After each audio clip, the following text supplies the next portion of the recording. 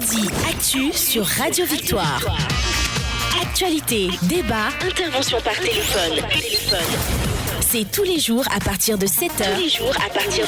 Sur la fréquence magique, la 96.3 FM. Audi Actu.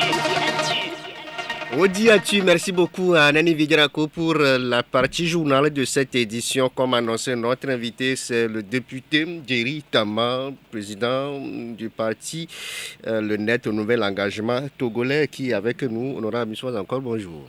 Bonjour. Et comment se passent vos vacances parlementaires? Oh non, c'est pas des vacances parlementaires, c'est de l'intercession. Oui. Et souvent, cette période-là est réservée pour les visites terrain, les rencontres avec les populations. Donc, de mon côté, je dois dire que je suis plus occupé pendant l'intercession que pendant la session. Non, on travaille beaucoup. On essaie de prendre le pouls de la population. Et l'Est Mono, comment actuellement, le gros problème qu'on a dans l'Est Mono, c'est qu'il y a beaucoup de rivières qui sont sorties de leur lit. Il y a le Gou, il y a l'Ofé qui sont sortis de leur lit. Donc, il y a énormément de difficultés pour traverser. L'année dernière, j'avais dû utiliser des motos. J'y vais en fin de semaine. Et je ne peux pas encore des motos parce que, écoutez... quand on est député, on doit partager le quotidien des populations. Donc voilà, on va encore partir à moto pour aller visiter des cantons comme Kamina, comme Badin, qui sont au-delà des rivières qui sont malheureusement en crue actuellement. On va aller à Lusaka, c'est la capitale de la Zambie, où la ville est parée très tôt ce matin par le couleur national, ceci pour abriter une cérémonie nationale, la prestation de serment du nouveau président Hakainde Hichilema, qui a déclaré vainqueur de la présidentielle du 16 août dernier, qui sera investi ce jour. Honorable, comment vous avez de très loin aperçu cette alternance en Zambie? Vous savez, quand vous êtes un politicien, que vous soyez du parti au pouvoir ou de l'opposition, je pense qu'on peut être admiratif quand on voit une alternance se passer. Parce que moi, je suis persuadé que l'alternance est source de vigueur, source de vitalité et source de renouvellement. Et donc, du coup, quand on regarde ça, surtout quand on est de l'opposition, on est très envieux. On se dit, est-ce que ça va arriver un jour de notre vivant? Et donc voilà, aujourd'hui, je félicite le président sortant, le nouveau président aussi, et surtout le peuple zambien. C'est-à-dire que je pense que c'est ce que nous aimerons voir dans nos pays. C'est-à-dire des alternances qui se passent sans heurts, sans violence, de façon pacifique, où le président sortant n'est pas obligé de quitter le pays, et où le président entrant ne se voit pas confisquer éventuellement sa victoire. Donc oui, je pense que je suis admiratif. Le nouveau président, c'est après 6 tentatives qu'il a, cette fois-ci est la bonne. Ça veut dire qu'il faut être animé aussi de courage. Je crois que, vous savez, la longévité en politique est quelque chose d'important parce que les populations doivent être habituées à vous voir. Quand vous vous présentez la première fois sans avoir un historique, c'est extrêmement difficile. Vous avez le cas aussi du Ghanéen, l'actuel président. Il a tenté 4 fois. Donc du coup, je pense qu'à force les gens finissent par s'habituer à vous et puis finissent aussi à comparer ce que vous proposez avec ce qui est fait. Parce qu'en réalité, le gros problème dans beaucoup de pays, c'est que beaucoup d'opposants n'ont pas d'historique. C'est-à-dire que l'historique soit de gestion, même si c'est une commune, même si c'est un département, même si c'est une région, même si c'est une entreprise. Donc, en réalité, quand vous avez un historique, que vous pouvez dire, non, je n'étais pas au pouvoir, mais j'ai pu faire ça dans mon entreprise, j'ai pu faire ça dans ma commune, j'ai pu faire ça dans mon département, j'ai pu faire ça dans ma région, on a quelque chose pour comparer. Mais quand on sort de façon ex nihilo, sans absolument aucun historique, c'est compliqué. Donc, vous savez, l'information ne circule pas beaucoup dans nos contrées en Afrique. Moi, je vous ai dit, en 2015, j'étais candidat aux élections présidentielles. Je suis allé dans des régions où les gens ne savaient même pas que Yadman n'était plus là. Alors que ça faisait 10 ans qu'il n'était plus là. Donc, imaginez si les gens ne savent pas que Yadman n'est plus là, qui va connaître Jerry Tama dans ces endroits-là? Donc, c'est la longévité qui fait, en réalité, qu'on finit par vous connaître, on finit par être habitué à vous. Et le jour où on décide quand même d'éjecter quelqu'un parce qu'on n'est plus content de son résultat, mais vous êtes le candidat naturel. Parce que moi, j'entends dans ce pays, les gens, le candidat naturel. Non, le candidat naturel, c'est celui que les populations choisissent et qui est en mesure de prouver. Ce n'est pas ce que vos militants vous disent. Non, si on écoutait nos militants, nous tous, on serait président. Hein. En tout cas, on est président. Donc, si vous comprenez bien, M. Djily Tama est parti pour rester un peu longtemps sur la scène politique. Je pense que c'est important. Surtout, c'est ce que je dis, c'est-à-dire qu'ailleurs, on peut quitter là où les médias, ce qu'on appelle le mainstream, est très important. Prenez le cas de Macron,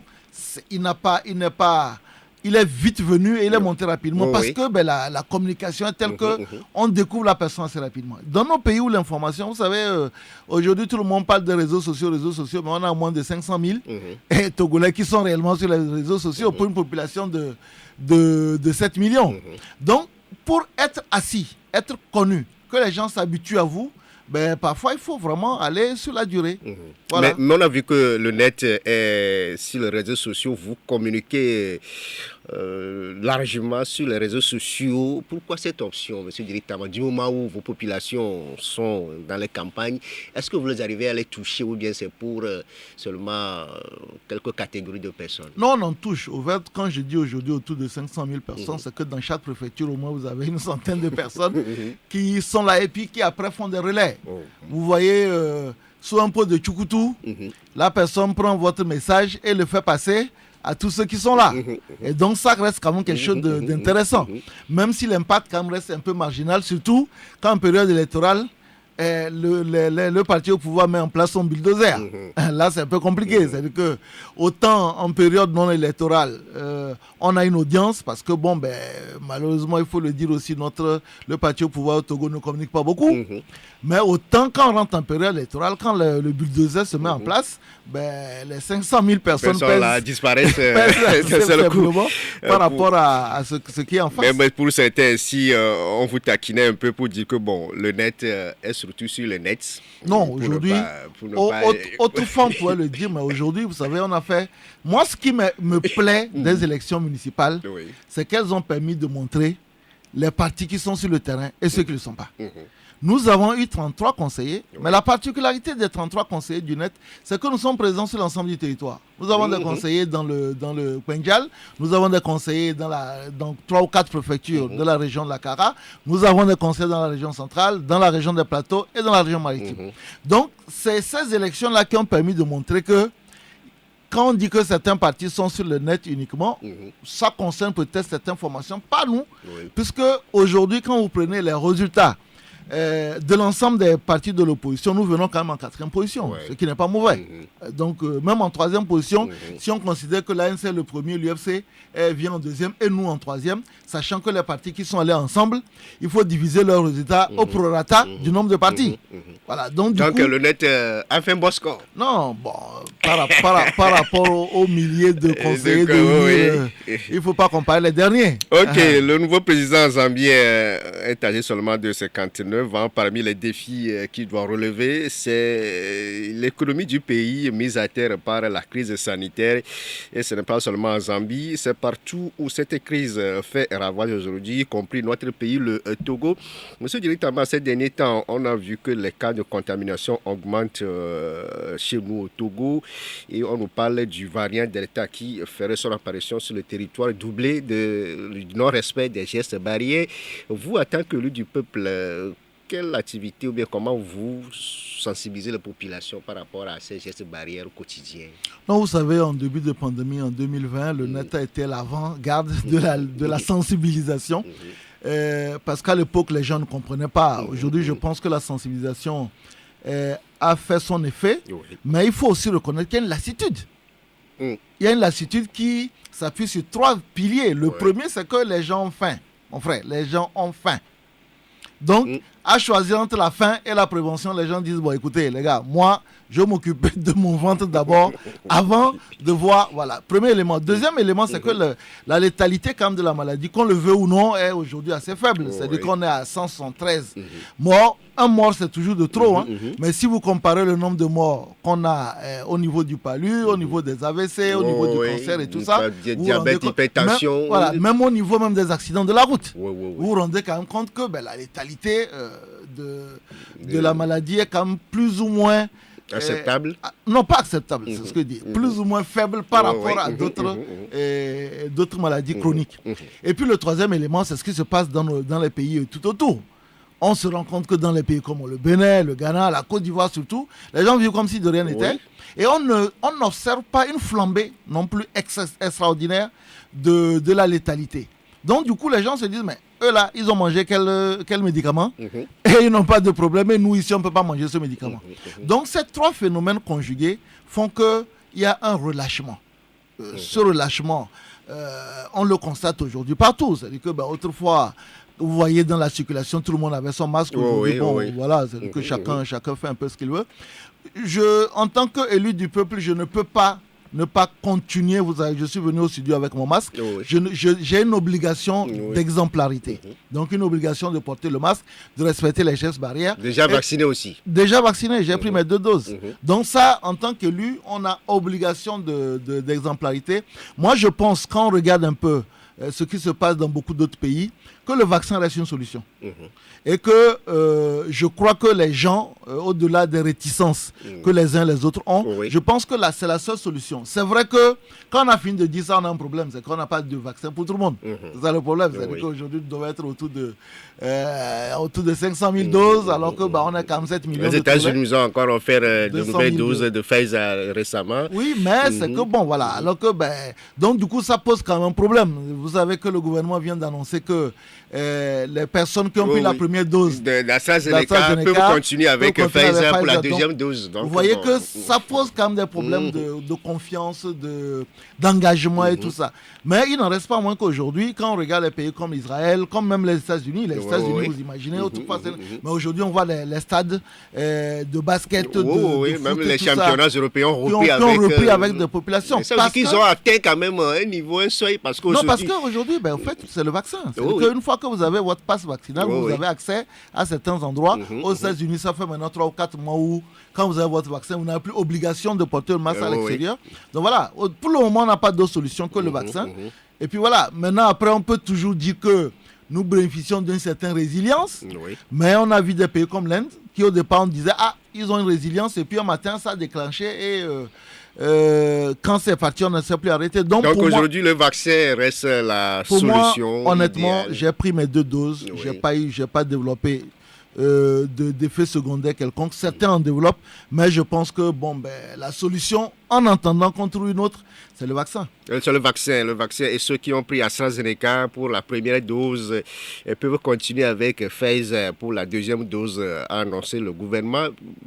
Vous avez annoncé qu'il y a d'autres facteurs là, à la fin, les accidents de route.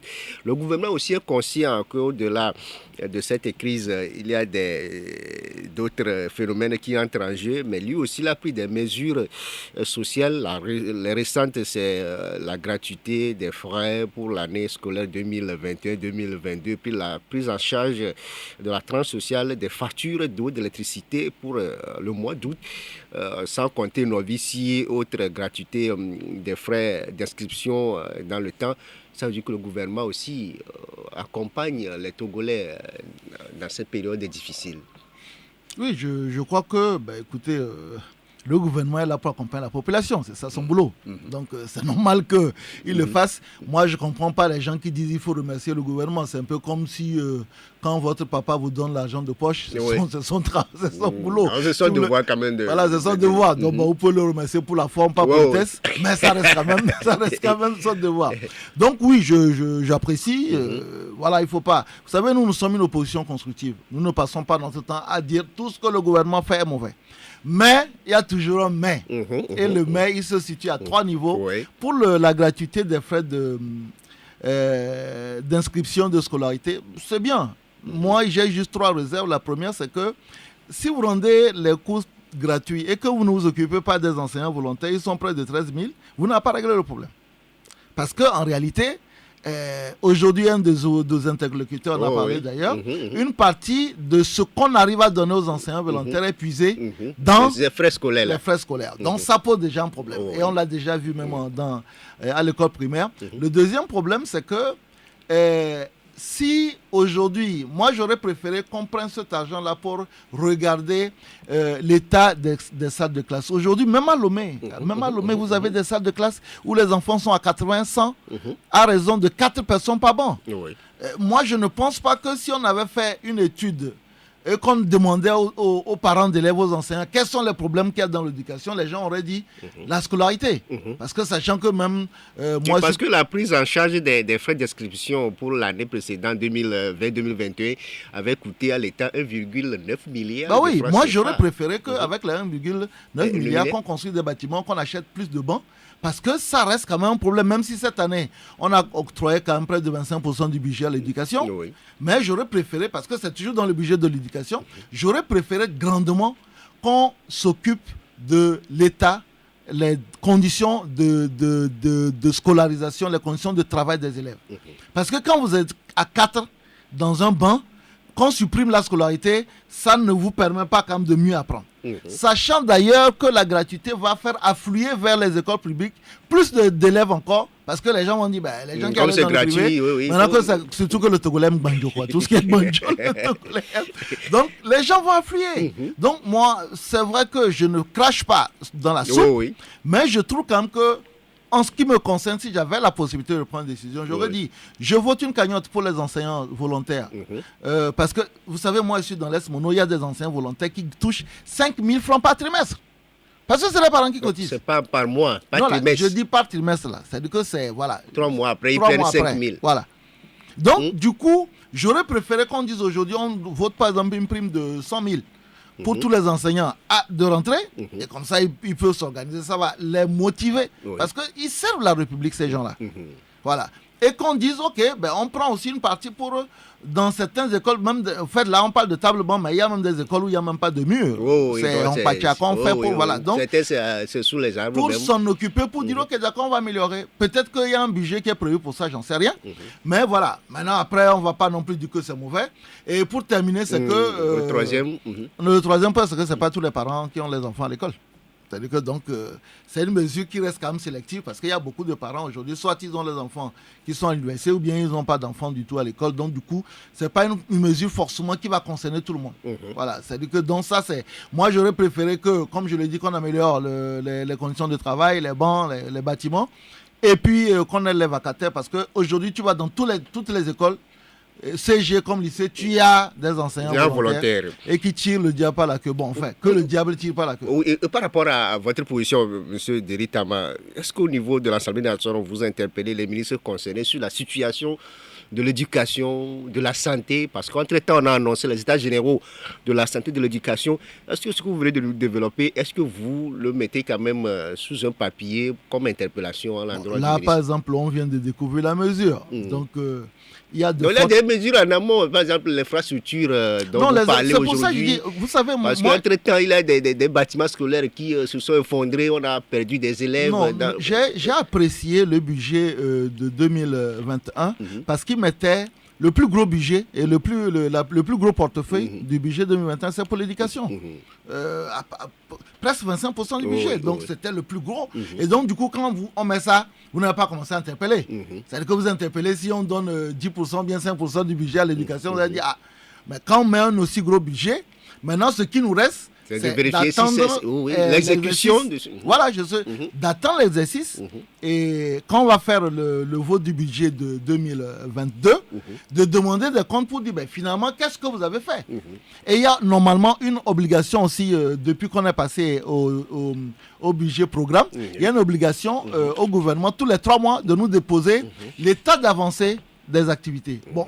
Malheureusement, avec Covid, maintenant, comme on met tout sur Covid, on n'a pas ce document-là. Mais au moins, on a un exercice oral qui existe, c'est lors de l'étude de la loi de finances, qu'on va pouvoir poser des questions en disant, écoutez, l'année dernière, voilà, qu'est-ce que vous avez pu faire? Parce que, bon, voilà, il faut qu'on comprenne. Mais je ne pouvais pas commencer à critiquer un budget qui accorde 25% de portefeuille à l'éducation. Moi, j'ai applaudi à l'époque en disant c'est une bonne chose. En insistant même à l'époque en disant prenez en compte les enseignants volontaires. Le gros problème qu'on a avec les enseignants volontaires, c'est pour ça que je propose la prime, c'est qu'on dit, écoutez, tant qu'ils ne sont pas fonctionnaires, c'est que c'est extrêmement difficile de les prendre en charge. Donc, proposer une prime les permet à la limite d'améliorer un peu leurs conditions de vie et puis les inciter. Vous savez, l'éducation, c'est c'est le métier le plus compliqué. Le plus difficile au monde. On va évoquer maintenant les conclusions de la CENAP. Les travaux ont pris fin le 13 juillet dernier, démarré le 19 janvier. 6 mois de travaux. Honorable Tama, vous avez pris part à ces travaux. Il y a 1 mois de cela, vous avez remis les conclusions au gouvernement. Est-ce que là, que se passe-t-il réellement?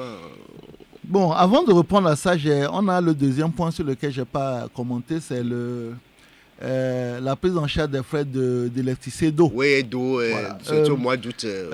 Sur le fond, ce n'est pas une mauvaise mesure. Mais il y a 2 choses qui me gênent là-dessus. C'est que les gens les populations défavorisées n'ont pas de compteur. Oui. Ils puisent l'eau au robinet. Dans les rivières, non, même pas forcément, mais au robinet public où ils vont payer le seau à 25 francs, 50 francs. Et donc, du coup, les plus défavorisés, maintenant, quand on l'a fait la première fois, nous avons demandé un audit pour qu'on nous explique exactement l'impact de la mesure. Oui. Donc, aujourd'hui, il y a de bonnes mesures qui partent de bonnes intentions, mais on aimerait bien peut-être parfois savoir les fondements qui ont, bien entendu, et sur lesquels on s'est appuyé pour prendre telle mesure, pour cibler telle population. Parce que c'est bien qu'on fasse des mesures, c'est comme nos ici, c'est bien, mais après, quel est le résultat? Quel a été l'impact sur la réduction de la résilience? Parce que l'objectif reste quand même la question de la résilience.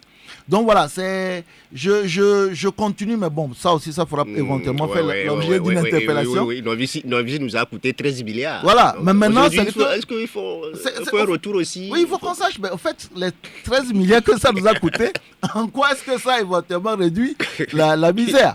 Et puis, comme quelqu'un l'a dit, est-ce que les 13 milliards là, on ne les a pas récupérés avec l'augmentation des taxes, péages et ainsi de suite. Voilà, donc c'est un peu ça.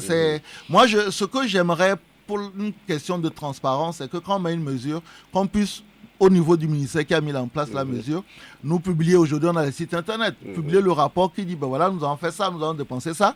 Et il y a des sociologues qui existent, voilà le rapport d'impact par rapport à la mesure. Sinon, on a l'impression que... Parce que quand vous demandez aux gens, par exemple, Novici, vous ne trouvez personne qui vous dit que Novici m'a aidé. Personne. Quand vous dites Novici, là, les gens vous disent, quand vous dites aujourd'hui réduction de tout sur l'eau, les femmes te disent que moi, je n'ai pas de compteur, moi, j'achète l'eau. Donc, du coup, personne n'a baissé, malgré qu'on a rendu gratuit, personne n'a baissé le prix de la bassine au niveau du robinet. Voilà. Donc, c'est juste ça, un peu plus d'explication et de pédagogie. Ce sera pour les conclusions de la CENAP. Il y a 1 mois que vous avez remis les travaux au gouvernement. Un silence radio? Non, pas de silence radio. En fait, il y a plusieurs étapes. Prenons par exemple le cadre électoral. Le cadre électoral, pour modifier le cadre électoral, majoritairement, c'est le code électoral. Bien entendu, il y a des questions qui touchent à la Constitution, mais c'est majoritairement le code électoral. Et ce code électoral-là, il doit être proposé d'abord on doit avoir un projet de loi qui va être envoyé à l'Assemblée nationale. Donc du coup, vous savez, la maturation d'un projet de loi, on fait appel à beaucoup d'intervenants. D'abord, on fait appel à des équipes multisectorielles, à des experts, pour éviter que des gens comme nous qui contestons les choses à l'Assemblée n'aillent trouver la petite bête. Et pour éviter aussi que la contestation hors Assemblée soit plus importante, parce qu'aujourd'hui quand on fait quelque chose à l'Assemblée, souvent c'est ceux qui sont à l'Assemblée qui sont les premiers à dire vous êtes une assemblée monocolore, ainsi de suite. Donc pour éviter ce genre de conclusion, il faut travailler. Donc du coup aujourd'hui je pense que la question du code électoral en maturation au niveau du ministère de l'administration territoriale, avec donc l'apport et l'intervention d'autres ministères. Et puis, une fois que ça va avancer, ça va arriver à l'Assemblée nationale, ça va suivre toute la procédure. Quand un texte arrive, il est attribué soit à une commission ou bien une commission spéciale constituée de plusieurs commissions. Il y a un travail de fond et ensuite il y a un travail en plénière. Donc, c'est ça qui fait que... C'est-à-dire que pour la prochaine rentrée, vous aurez quand même du pain sur la planche. Certainement que, honnêtement, nous sommes à 2 semaines de la rentrée parlementaire. Est-ce que ça vaut la peine de faire une session extraordinaire? Surtout si la maturation n'est pas encore effective au niveau des ministères. C'est un Togolais qui se dit, est-ce que ce test-là passera à l'Assemblée? Mais vous, dans votre sortie médiatique, juste après ces conclusions-là, vous avez quand même affiché cette confiance-là pour dire que du moment où les 3 groupes parlementaires étaient autour de la table pour ces discussions-là, vous ne doutez point quand même que ce projet de loi soit rejeté au niveau de l'Assemblée nationale. Gilles Dasky va venir rejeter. C'est ça le problème. Bon. Il y a des gens, on va prendre des étrangers quelque part, d'autres personnes pour venir. À partir du moment où le travail de fond a été fait par les 3 groupes parlementaires, par un représentant du gouvernement, sachant que la majorité parlementaire s'appuie sur un gouvernement. À partir du moment où les travaux de fond ont été faits par ça, peut-être il pourra avoir plutôt ce qu'on appelle des modifications cosmétiques. Un là au lieu de le, un je au lieu de tu. Bon, ça, c'est des choses qui se font parfaitement. Mais sur le fond, je ne vois pas comment est-ce que des discussions qui ont eu lieu, et parfois, contrairement à ce que les gens pensent, parfois, les discussions étaient âpres. Parfois, les discussions ont été heurtées. Donc, des discussions qui ont eu lieu en amont, et qu'on a pu adopter des décisions par consensus. Et je répète encore que le consensus a eu lieu en présence des 17 partis sur la question du cadre électoral. Donc, comment est-ce qu'on va... Non, aujourd'hui c'est... Parce que le gouvernement même avait envoyé un projet de loi. C'est vrai qu'il avait une majorité à l'Assemblée nationale, mais ça n'a pas passé. Donc, bon, le Togolais... ça n'a pas passé parce qu'en réalité, c'était le jeu de la souris. C'est-à-dire qu'en fait, certains ont voulu utiliser cette astuce-là pour entrer dans un blocage, ce qui n'est plus le cas aujourd'hui, parce que nous avons, je le dis encore, les 3 groupes parlementaires ont travaillé là-dessus. Là, sur ce dont vous êtes en train de parler, toutes les forces parlementaires n'ont pas travaillé sur le texte. Si nous avons mis 6 mois pour s'en sortir, c'est parce que, justement, sur beaucoup de points, sur un certain nombre de points, ça a été dur. C'est ce que dit, on ne peut pas sortir les secrets des discussions ici. Mais il n'en reste pas moins que... Vous avez foi que ça va passer? Oui, ça va passer. Il n'y a pas de problème. En tout cas, sur le fond, il n'y a pas... Mais bon, maintenant, il faut dire jamais. Il ne faut jamais dire jamais. Mais je me dis quand même que ce serait une aberration que les 3 groupes parlementaires aient passé 6 mois à discuter de certains sujets, trouver un consensus et puis arriver à renier ce consensus-là. Qu'est-ce que vous avez fait de nouveau lors de cette discussion-là? Pour certains, l'APJ a tout dit que c'est du réchauffé, ce que vous avez fait durant 6 mois. C'est du déjà vu, c'est des photocopies. Il faut être de mauvaise foi pour ne pas reconnaître qu'il y a une avancée notable. En ce qui concerne les questions de transparence et de traçabilité, en ce qui concerne des questions de transparence et de traçabilité, nous avons fait des pas énormes. En ce qui concerne, vous savez, longtemps, on a été sur la question de l'authentification, c'était soit les hologrammes, soit les signatures. On a expérimenté les deux, avec des réserves. Là, on dit, on fait et les signatures et les hologrammes. On accepte même aujourd'hui, dans notre code électoral, on n'a pas intégré l'identification biométrique. Aujourd'hui, on dit, il faut le mettre dans le code, et on dit même que pendant les élections régionales, on va expérimenter à l'aide des tablettes, dans un certain nombre de bureaux de vote, que les gens, une fois qu'ils rentrent, parce qu'en fait, on dit carte biométrique, mais quand tu rentres là, c'est ton visage qu'on regarde. C'est un peu comme si c'est une carte simple. Donc, on dit, on va expérimenter le fait que quand tu rentres, tu mets ton doigt et l'appareil sort ton visage. Et là, on sait que c'est toi. Mais ça, c'est nouveau. On a parlé aujourd'hui des fiches de dépouillement. Vous savez, quand vous allez faire une élection, vous avez peut-être vos bulletins de vote. Dans les bureaux de vote. Mais vous n'avez pas les résultats bureau de vote par bureau de vote au niveau ni des CELI ni de la CENI. Donc du coup, quand on proclame les résultats au niveau de la CELI, on donne le PV global, net 2000. Peut-être que vous, dans vos calculs là, vous avez calculé que net c'est 3000. Mais où est-ce qu'on vous a triché, vous n'êtes pas au courant. Là, aujourd'hui, nous avons introduit quelque chose qui est révolutionnaire, c'est de dire que les fiches de compilation qui sont dans les CELI, les candidats ont accès à ces fiches-là. Ça, c'est révolutionnaire.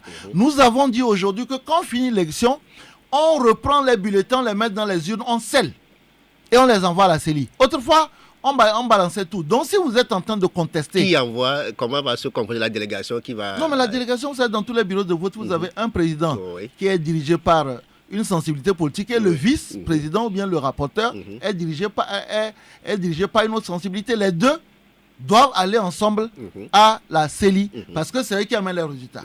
Donc, en allant, ils doivent partir avec une urne qui est recellée de nouveau pour qu'en cas de demande de recomptage des voix, qu'on ait cette urne-là comme urne témoin. Mais ça n'existait pas. C'est-à-dire qu'en fait, les gens, moi je pense que c'est la jalousie. Ah bon? Voilà. C'est-à-dire qu'on a fait c'est bon maintenant, comme les gens ne peuvent pas dire que c'est bon. Ce que nous recherchons aujourd'hui, vous avez soulevé le problème, c'est la mise en œuvre. Parce que c'est bien d'avoir de bons textes, mais c'est la mise en œuvre. Nous avons mis une mesure, mais on va dire révolutionnaire, c'est la pénalisation. Vous savez, autrefois, lors des élections municipales, on a attrapé quelqu'un en train de gourer les urnes dans un bureau de vote à Baguida. On n'a fait quoi? Rien. Parce que autrefois, quel que soit le crime, l'infraction que tu commets lors du processus électoral, tu n'es pas poursuivi. Aujourd'hui, les donnes ont changé. Nous avons dit qu'il faut aligner ces infractions-là sur le code pénal. Puisque le code pénal prévoit ces infractions. Ça, c'est nouveau.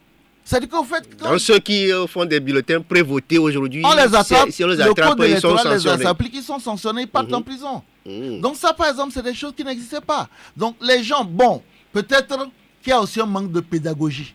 C'est pour ça que participer à ces émissions-là, c'est bon. Parce que là, on explique. Les gens qui sont de mauvaise foi disent « Oh, ils n'ont rien fait là-bas ». Non, tout ce que je vous ai cité là, il n'y a pas ça dans la PG1. Ah bon? Non. Si quelqu'un... Bon, les gens vont commencer à nous appeler ici. Si quelqu'un a ça dans la Donc PG1, vous avez fait mieux que ceux-là qui ont fait d'autres pourparlers. On a fait mieux parce que, en réalité, tout le monde est venu en disant, écoutez, ça fait trop de fois, on parle. Et si on nous regarde, nous en face, et puis prenons des décisions. On a pris des décisions. C'est des décisions qui sont courageuses. Je ne veux pas dire que tout est parfait, mais aujourd'hui, dire qu'on n'a rien fait, non. Okay. Comment je vais accepter ça? Moi, j'étais là-bas, non. Voilà, donc non, on a travaillé. Par rapport à la CENI, vous gardez toujours la CENI politique malgré ce qui est de cette CENI politique qu'on dit. Gildas, tu es journaliste. Aujourd'hui, si on dit qu'on fait une CENI technique et on te met là-bas, les gens vont te trouver ton parti politique. C'est ça le problème au Togo. Personne n'est neutre. C'est ça le problème. C'est-à-dire que même quelqu'un qui dans sa tête pense qu'il est neutre là, le jour le mec elle pense dit soit il est affiché officiellement opposant, ou bien quand tu n'es pas opposant de toute façon c'est que tu es du parti au pouvoir. C'est ça le problème au Togo. Donc du coup, le jour où les mentalités vont évoluer et qu'on va s'accepter qu'il peut exister une neutralité, oui, on fera une élection, une CENI technique. La preuve, moi je le dis toujours, les élections de 1994 ont été organisées par le ministère de l'Intérieur à l'époque, et c'est l'opposition qui a gagné. Donc c'est une CENI technique n'est pas forcément mauvaise. Mais bon, au Togo ici, c'est to be or not to be. Par rapport aux mesures d'apaisement, M. Djiritama, c'est vrai, aujourd'hui, on a ce dossier des incendies des grands marchés de Lomé qui dure. Les détenus politiques aussi sont là, 47, comme vous venez de le mentionner dans la conclusion. Aujourd'hui, par rapport à ces mesures d'apaisement, qu'est-ce que vous avez dit à propos de ces détenus politiques? Parce qu'aujourd'hui, on en a encore qui sont là. C'est comme si vous nous avons dit pas sur deux choses. La première, sur la question des incendies, c'est... soit on abandonne les poursuites, soit on accélère le processus. Parce que ça fait combien d'années que cette histoire-là dure? Bientôt, ça fait 10 ans. Donc, on ne peut pas avoir des gens qui, aujourd'hui, parfois même pour sortir, doivent aller demander une autorisation pour sortir, pour un truc où on avait manifestement les preuves. Donc, nous disons, et c'est ce que ça fait partie des recommandations de la Sénap, soit on abandonne. Mais moi, je suis contre l'abandon parce qu'il y a des gens qui ont perdu quand même beaucoup d'argent dans les marchés, qui ont tout perdu. On abandonne là. Les gens sont morts. Bon, les gens qui sont morts, c'est qu'ils sont morts. Mais les gens qui ont perdu beaucoup de choses, on ne peut pas dire qu'on abandonne. Il y a quand même quelqu'un qui a mis le feu. Il n'est pas parti tout seul. Donc, nous, on dit qu'il faut accélérer le processus. Accélérer le procès et que les gens qui sont condamnés, qu'on puisse les choses. Maintenant, pour comment on appelle ça? Les détenus politiques, nous disons toutes les personnes qui ont été condamnées. Dans le cadre des activités politiques, nous demandons humblement au chef de l'État d'avoir la clémence et éventuellement pouvoir leur donner une grâce présidentielle. Parce que si vous êtes déjà condamné, la seule chose qui peut vous sortir, c'est la grâce présidentielle. Maintenant, c'est ce que nous demandons au chef de l'État. On attend la réaction du chef de l'État. On marque la pause et on revient pour vos réactions téléphoniques. Audi Actu, c'est du lundi au vendredi de 7h à 8h20 sur Victoire FM.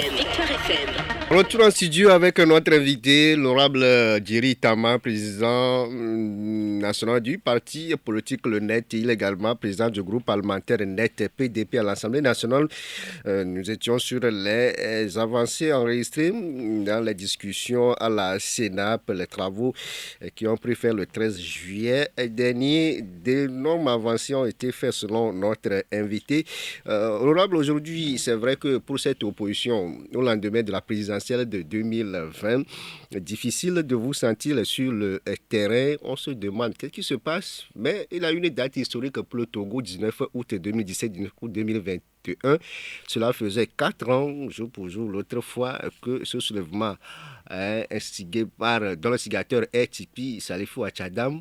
Aujourd'hui, du recul, quel bilan faites-vous de ce soulèvement 4 ans après? Parce que vous étiez aussi... Un véritable gâchis. Un véritable gâchis. Vous savez, en 2017, oui. Je me souviens, c'était même le 8 octobre 2017, nous disions à l'époque qu'on a été vilipendés, transformant la mobilisation populaire en une mobilisation électorale. Les gens disent non, c'est la rue qui va renvoyer le régime en place. On dit, si la rue devait renvoyer le régime en place, là, on a eu des manifestations plus gigantesques. Donc, un véritable gâchis. Et ce gâchis-là, aujourd'hui, est une partie des causes de la lassitude et des frustrations des populations. Aujourd'hui, même s'il n'y a pas le coronavirus, si vous demandez aux populations togolaises de sortir, je ne suis pas sûr que vous allez mettre 3 000, 4 000 personnes dehors. Parce que les populations ont eu tellement d'espoir sur ces mobilisations. Moi, j'ai même marché plus que l'instigateur des marches, parce que j'ai fait au moins 8 marches. Parfois, des marches étaient très longues. On commençait à être 11h, on finissait à 17h. Mais nous n'avons pas su capitaliser avant un rendement de ces manifestations. Et c'est assez dommage. Parce qu'on nous appelle leader parce que nous sommes supposés leader, c'est diriger. Et ce n'est pas la base qui donne les ordres aux leaders, mais c'est les leaders qui orientent. Et malheureusement, dans notre pays, on rentre trop facilement dans le populisme et la base finit par donner les ordres. On dit, ouais, de toute façon, voilà, on va, comme certains l'ont dit à l'époque à Décon, on ne quittera pas Décon tant que quelqu'un sera encore au pouvoir. Donc voilà, je crois que ça a été un vrai gâchis. Maintenant, ça ne sert à rien de ressasser les échecs futurs. Il faut prendre des leçons de ces échecs-là et se dire, bon, est-ce que moi, je suis un républicain et je pense qu'une alternance dans le pays doit passer par les voies républicaines, à savoir une élection. Une élection transparente qui permette à ce que, comme on l'a vu en Zambie, un nouveau président vienne et qu'on puisse voir l'alternance dans notre pays. Maintenant, si des gens pensent que, comme on l'a vu en Tunisie et dans certains autres pays, c'est la mobilisation populaire qui peut changer les choses, c'est une option. Mais c'est qu'il faut avoir les moyens de son action. Et ce qu'on réalise au Togo, c'est que, et c'est pas la première fois, ça fait plusieurs fois où, dès qu'on commence les manifestations, il y a une euphorie qui s'installe. Et on dit, ouais, de toute façon, c'est la rue ou rien. Et que reste-t-il de cette opposition aujourd'hui, M. Djeri Tama? Non, vous savez, moi, je pense qu'il faut une nouvelle génération. Il faut une nouvelle génération. Même moi, comme ça, je commence à faire vieux. Je suis là depuis 2012. J'ai frotté avec tous les anciens. Il faut une nouvelle génération. Il faut que les jeunes décident de rentrer en politique. Il faut une nouvelle sève. Il faut une nouvelle énergie. Il faut une nouvelle approche. Il faut une nouvelle doxa, vous savez. Et tant qu'on ne la met pas en place, ben, je pense qu'on patine. Parce que qu'est-ce qui se passe en réalité? C'est qu'on reprend toujours les mêmes habitudes. Dès qu'on dit que, au point où les gens même ont dit, vous n'êtes pas d'accord, allez manifester. Mais est-ce que la manifestation à elle seule règle le problème? Moi, quand je regarde les manifestations gigantesques qu'on a eues dans les années 90, en 2012, je me souviens toujours de la manifestation du 4 avril, qui a fait sortir, non, du 12 avril plutôt, 12 avril. Qui a fait sortir une masse importante de personnes. Ben, si ces marches-là pouvaient faire basculer les choses, elles l'auraient fait depuis longtemps. Donc les marches sont galvaudées. Moi, je pense que, non, il faut d'abord une nouvelle génération, il faut un nouveau paradigme, et à partir de là, il faut une nouvelle approche. À partir de là, je pense que bon, si c'est les marches, on verra. Mais il faut renouveler les anciens là. C'est pour ça que j'adore le Sénat, quoi. On n'a qu'à mener le Sénat là. Les anciens là, ils vont les rester là-bas. Bon, c'est un garage que vous construisez pour eux? Non, le Sénat est bien parce que le Sénat, c'est une chambre technique. Alors que l'Assemblée nationale est une chambre politique. Le Sénat, c'est les gens qui ont de l'expérience, qui disent non, ça, votre loi là, elle n'est pas bonne. Non pas parce que politiquement elle est mauvaise, mais techniquement elle n'est pas bonne. Ok. Voilà. Donc, on va évoquer la privatisation de la BTCI. Directement, l'annonce a été faite le 11 août dernier à Conseil des ministres par le gouvernement. Après l'UTB, c'est la BTCI qui passe sous la bannière de IB Holding du Mania burkinabé Mahamadou Boukoungou, le DG du groupe Ebomaf. Un commentaire sur le sujet? Sur le fond, la privatisation de ces banques-là n'est pas une mauvaise chose. Elles étaient gangrénées par la prévarication et la mauvaise gouvernance, donc c'est une bonne chose. Sur le fond, en tant que panafricaniste, je ne veux pas rentrer dans les détails de pourquoi on donne ça à un autre pays, mais ce que je regrette, c'est que quasiment toutes les privatisations sortent du cercle de contrôle des Togolais. Oui. Et moi, IB du holding, on a beau dire tout ce qu'on veut, mais c'est que quand il y a des bénéfices, ils vont partir vers le Burkina Faso. Et je pense quand même que notre secteur privé, à mon sens, a suffisamment de force. Mais pourquoi il n'y a pas de synergie entre le secteur privé et le gouvernement pour faire en sorte que moi, je suis pour la préférence nationale. Parce que si on a un Dangote ou bien comme un directeur de l'Ebomaf, mais en réalité, ça crée beaucoup d'emplois. Ça crée des richesses. Donc pour moi, je pense que même s'il faut créer artificiellement des chefs d'entreprise riches au Togo, il faut les aider. On leur donne des marchés pour qu'ils puissent être forts. Ce qui est là, c'est qu'on va conserver les 10%, 10% ça reste comme assez de l'action sociale. Le 22, 21, 80, 99, le 92, 02, 80, 63. À présent, pour vos questions à notre invité, le député Djeri Etama, président du groupe parlementaire NET PDP. Il est président du parti politique le NET, le nouvel engagement Togo. Le premier intervenant qui se signale au bout du fil. Auditeur, bonjour. Allô, bonjour. Bonjour. Bonjour, honorable. C'est mon cher Bozambo. Oui, c'est Bozambo. Bonjour, Bozambo. Ok. En attendant, je vous félicite. Ce que vous avez en train de faire la fois passée au Cara, on vous a montré que vous avez fait l'Ampandais, quoi d'autre là. Si les députés qui sont restés à l'Assemblée depuis qu'ils ont fait ça, Togo sera un peu mieux. Merci Par beaucoup. exemple, vous et à l'Olzou de Vaughan, vous faites l'effort dans votre région. Ça, c'est énormément. Je vous félicite. Il faut continuer de faire. Donc, vous ne faut pas chercher l'intérêt de vous-même. Il faut chercher l'intérêt du peuple. C'est ça qui est meilleur. Et vous avez dit que la BTCI aussi, ce que le gouvernement est en train de faire, il faut que les Togolais écoutent ce que se passe. On dit les Togolais pillent l'argent et volent. Maintenant, on donne à un étranger. Au lieu de soutenir, on se tait. Je me demande pourquoi SECO est détruit. J'aimerais savoir si vous savez quelque chose de SECO.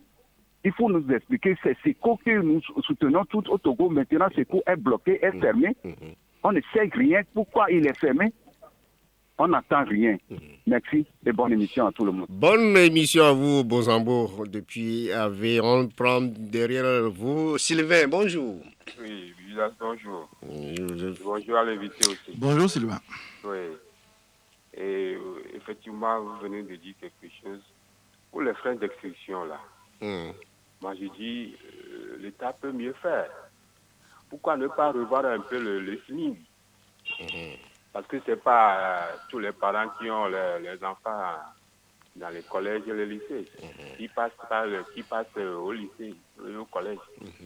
Et pour les frais de l'électricité, pour le mois d'août. Et ceux qui ont le cash power. Je ne sais pas comment ils vont se changer.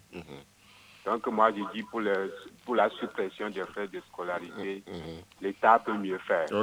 Augmenter les cynismes, comme ça tout le monde aura les poches pleines de billets de banque. Pour faire face aux dépenses. Ok, merci beaucoup à vous Sylvain. Jérôme, bonjour. Bonjour monsieur Gildas. Comment vous allez Jérôme? Ça va, et la famille? Ça va, allez-y, on vous écoute. Bonjour monsieur le Président. Bonjour Jérôme.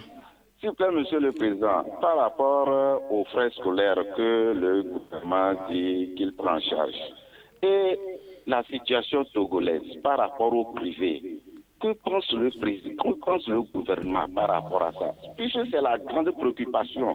Si nous prenons l'aide privée aujourd'hui, on ressort cette privée du domaine public, vous allez voir que le public fait un énorme travail pour le gouvernement et la population. Mais ils ne prennent pas en compte leurs charges. Qu'est-ce qu'il faut faire, Monsieur le Président? Voilà ma question. Ok, merci à vous, Jérôme. Le dernier, c'est Monsieur Gado. Bonjour, Monsieur Gado. Bonjour, Gigas. Bon président Djeritama, bonjour. Bonjour, Monsieur Gado. Oh, Djeritama, est-ce que vous êtes sûr que s'il y a l'alternance, c'est encore opposition, vous êtes toujours l'UNI? Moi, je suis fatigué. Je vois que c'est l'UNI toujours, hein. Parce que vous n'avez pas la vérité des urnes. C'est ce que vous devez exiger. Vous ne faites pas ça, toute l'opposition confondue. Il n'y a pas du tout, vous n'avez pas l'argent pour mettre des gens dans le bureau. Oh, Monsieur Djeritama, comment vous pouvez faire pour avoir au moins la vérité des urnes? Secondo, il faut que l'Assemblée aussi nous aide dans l'agriculture, aller chercher des hectares et puis, bon, embaucher les jeunes là pour qu'on puisse cultiver un peu. Merci, monsieur. Merci beaucoup à vous, monsieur Gado. On vous a compris. On va commencer. On va directement avec Bozambo qui vous félicitait par rapport à vos projets que vous faites, l'installation des lampadaires dans l'Est Mono, même si certains ont dit que bon, on ne fait pas de développement avec 4 ou 7 lampadaires. La BTCI pour les Togolais qui pillent, mais lui veut savoir que s'est-il passé avec SECO, ce groupe de BTP, surtout qu'on disait que c'est pour le Togo. On va faire un appel à témoignage. Ouais. Si quelqu'un a l'information, moi aussi je suis preneur. Je n'ai jamais compris pourquoi est-ce que ce fleuron de l'économie togolaise qui nous faisait autant de fierté, qui avait près de 5000 personnes employées, a subitement s'est écroulé. Honnêtement, je n'ai pas la solution. Mais on va profiter de votre antenne pour faire un appel à témoignage. S'il y a des gens qui ont les solutions, qui nous le disent.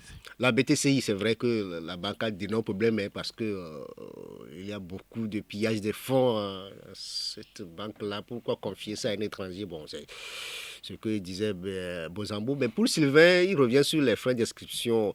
Mais pour lui, le problème, c'est de revoir le SMIC. Là, pour permettre à chaque parent de faire face aux dépenses. Non, je lui dirais d'abord, c'est que tout le monde non plus n'est pas employé. C'est les gens qui travaillent qui ont le SMIC. La question a été soulevée à l'Assemblée nationale, c'est que là, bientôt, on va mettre l'assurance maladie universelle. Et donc, c'est un effort qu'on va demander aux employés, puisque une bonne partie de cette assurance est payée par les employés. Donc, on ne peut pas imposer aux employés deux mesures, c'est-à-dire qu'augmenter le SMIC, puisque quand on augmente le SMIC, c'est des charges salariales supplémentaires qui pèsent sur les employeurs. Donc, augmenter le SMIC et mettre en place l'assurance maladie universelle, ça va être une double mesure très difficile pour les employeurs. Mais ce que je dois dire en réalité, dans la plupart des services, quand vous travaillez bien et que vous le méritez, vous restez rarement au niveau du SMIC. Par rapport à l'électricité, lui parle des gens qui ont le cash power. Ça veut dire que bon, eux...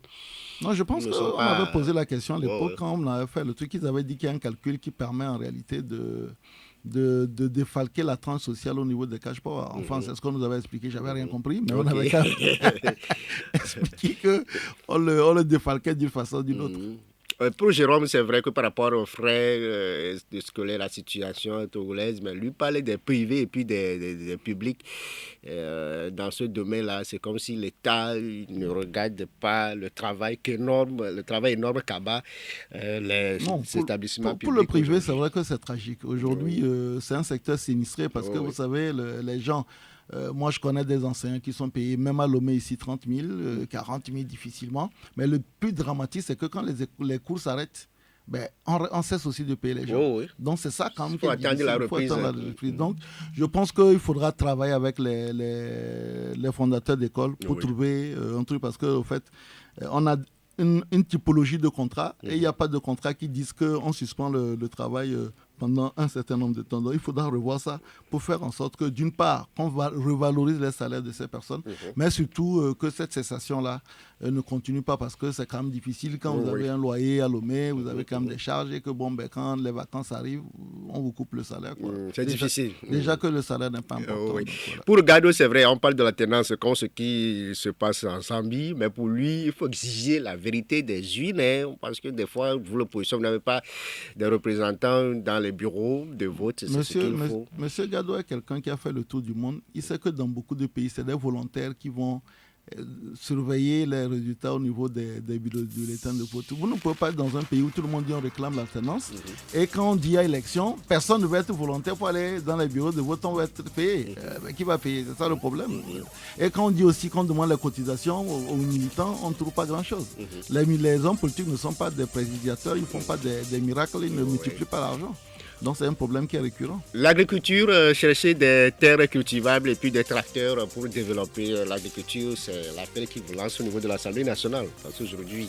Il faut d'abord réglementer la vente des terrains. Actuellement, c'est un vrai problème. Les terrains se vendent comme des petits pains. Un matin, on va se réveiller et le pays ne nous appartient plus.